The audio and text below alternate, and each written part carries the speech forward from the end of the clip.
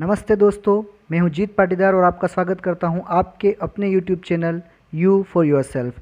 दोस्तों, कहानी के पार्ट 1 और पार्ट 2 को आपने देखा और पसंद भी किया, इसके लिए आपका बहुत बहुत शुक्रिया। और साथ में आपके SMS, ईमेल्स और कॉल के लिए भी धन्यवाद।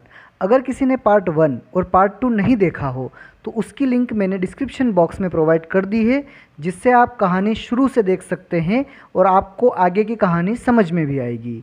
तो जैसा कि मैंने आपको पिछली कहानी में ये बताया कि अगर खरगोश घमंड, आलस, चंचलता, जिससे कि वो दिशाहीन हो रहा था और पिछले कहानी के 2 भाग में हार रहा था, इन सब गलतियों को सुधार कर अगर खरगोश फिर से कछुए के साथ रेस करने आता है, हर बार की तरह वो तेज दौड़ता है, आगे निकल जाता है।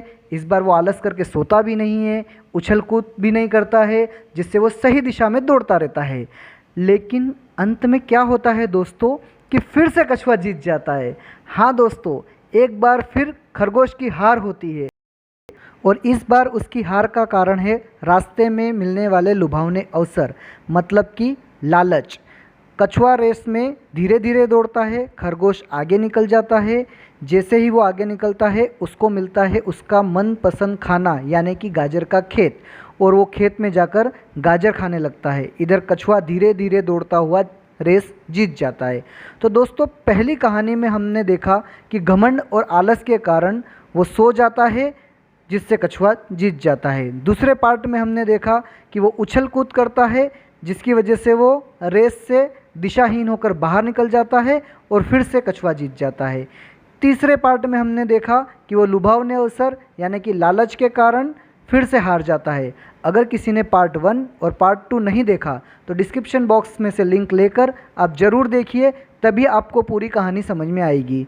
जैसा कि मैंने आपको पहले ही प्रॉमिस किया था कि मैं अपने हर एक वीडियो में आपको पर्सनल और प्रोफेशनल लाइफ में आने वाली कठिनाइयों से कैसे आगे निकलना है और उनका हल कैसे निकालना है, ये सीखना मिलेगा। तो हम अब तक की कहानी से ये सीखे दोस्तों कि पार्ट 1 यानी कि हम अगर अपने किसी दुश्मन या प्रतिस्पर्धी को कमज़ोर समझ के उसे चैलेंज करते हैं और अपने घमंड में चूर होकर ठीक से मेहनत नहीं करते हैं, आलस करते हैं इस ओवर कॉन्फिडेंस से कि जीत तो हमारी ही होगी, इस तरह हम पार्ट 1 में हार जाते हैं।